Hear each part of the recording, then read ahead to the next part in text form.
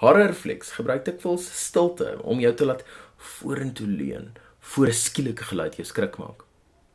A Quiet Place is propvol daarvan. Want dit gaan oor 'n wêreld waar blinde monsters met reuse tande enigiets aanval wat 'n geluid maak.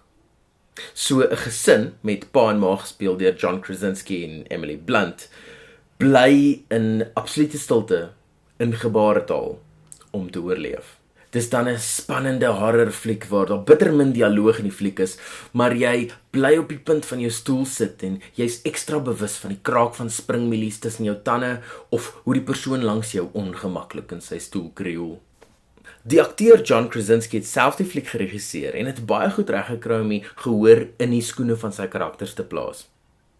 Die dialoogstilte beteken ook, dit was outomaties 'n baie goeie voorbeeld van die show don't tell beginsel, waar dinge nooit oormatig verduidelik word nie, en die gehoor goed op opwindende maniere leer.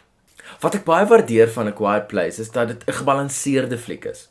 Dit is baie maklik vir 'n konsep soos hierdie om eentonig of herhalend te voel, maar elke konfrontasie met die monsters is iets anders en die karakters se desperaatheid wat net meer en meer word, beteken ook dat hulle nuwe maniere probeer om die monsters te fnuik.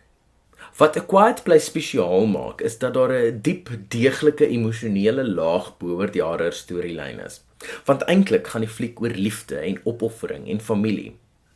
A Quiet Place sal jou definitief goed laat skrik en almal sal nie end uit in hulle sitplekke kan bly nie.